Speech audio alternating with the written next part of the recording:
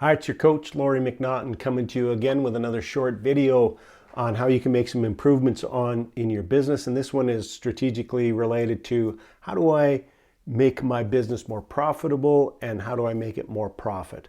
More profitable is focusing in the fundamentals of business, which is cost of goods sold and expenses and how you price your products and services. And profit is how do I grow my business? How do we get more people using our products and services? So I want you to think about this from a strategic standpoint for yourself. Pick one or two to work on at a time. Don't try to pick all five of them, because you'll end up with this big long laundry list of things to do and none of it will get done. So the first thing on my list is increase the number of leads that you get into your business. Now, it's not the first thing that you should work on. I'll share that at the end of the video. So increase the number of leads. So there's any number of different strategies you can do, from networking to direct mail, lumpy mail, strategic alliances, host beneficiaries. Sort of look at it from the standpoint of hunting and farming strategies. Hunting is like you're bringing stuff in quickly. Farming is, you're going to plant seeds for long-term growth and viability. So the next thing is, when you have more people come into your business, is converting those people to paying customers. If you haven't taken a sales course or you haven't read a book on sales, start there. There's a couple of books: The Ultimate Sales Machine, The 1 Minute Salesperson, 7 Triggers to Yes. There's lots of sales books that you could read on how to how to increase your conversion rate. And I picked The 1 Minute Salesperson because it gives you a different perspective, and it's a really small book, easy to read, but it really puts salespeople in a better light. And for good reason. There's salespeople have a bad reputation or bad rap out there. But here's the thing: for you, those people who might engage with me as your coach, you never do anything unscrupulous. You never sell things to people they don't need. You never gouge them.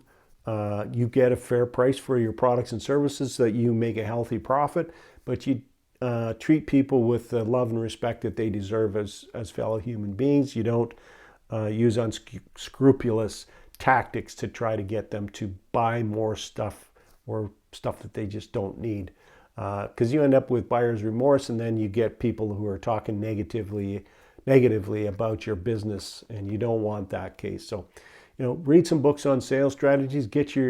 If you have a team of salespeople, get them trained, and then train them some more, and then train them some more.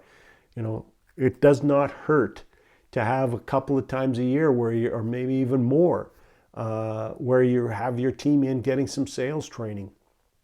Because here's the thing, and I love this. This is a quote that I got from Joe Dispenza, and he says, "How many times do you need to forget before you remember?"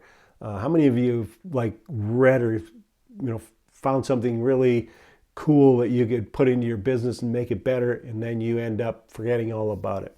So get better at converting those leads. The next thing is get people to come back more often. So you might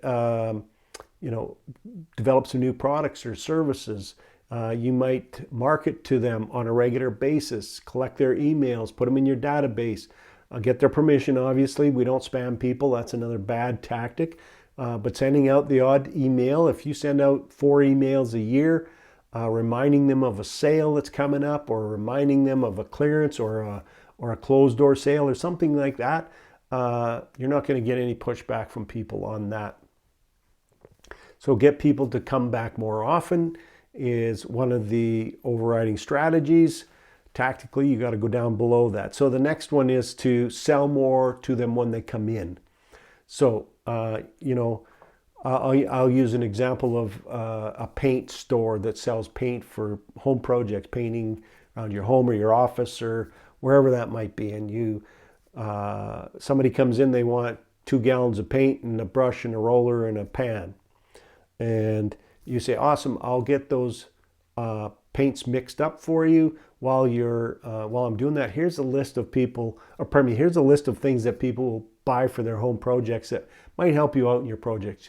Could be tape, could be edgers, could be drop cloths, could be any number of different items. But while you're getting the paint mixed up, they're looking at this list and said, oh yeah, I need one of those and I need one of those. You're doing them a service by doing that. How many of you have gone out, you had a home project that you wanted to work on and you thought you got everything, you got home and you start working and you go, I need one of these, I need one. That happens to me and it annoys the heck out of me. So do the right thing and make sure that you sell everything that those people will need for their projects. Now, the next one is the last on the list, but it's the first one that you should work on, and that's make sure you have your margins correct. Make sure you're making money, because here's the thing. If your profits are slim or you're not making enough money, you develop more leads, you convert more of them to customers, you sell more, get them to come back more often, and you sell more to them when they're there, and you're not making any money. Guess what's going to happen? Yeah, you're going to go broke.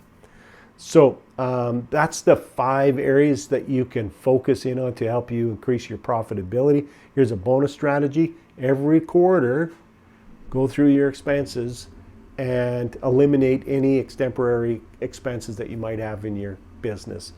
Things that you're not using anymore. If you have equipment that you're not using anymore, just get rid of it, sell it. And also focus in on the stuff that sells the most. So those are some of the ideas. Those are the 5 areas that you can focus in on. Bonus 5.A is to always be making sure that your expenses are tight. As I said earlier, make sure you get your pricing right. You've got this product or service that you're selling. It has to cover, first of all, the cost of that product or service, and it also needs to cover a portion of the expenses that your company generates. So those are the 5 ways, 5 areas to look at to improve your profits in your business. Remember what I said earlier is pick 2 maximum at a time, implement the strategies, get them working before you move on. Otherwise, as I said, you just end up with a bunch of stuff that you're not going to do. So thank you for listening. Again, subscribe to my videos, like them, all that kind of stuff, all this, what all the people say. I'm just trying to provide some good information, some good knowledge that will help you improve your business. So like and subscribe.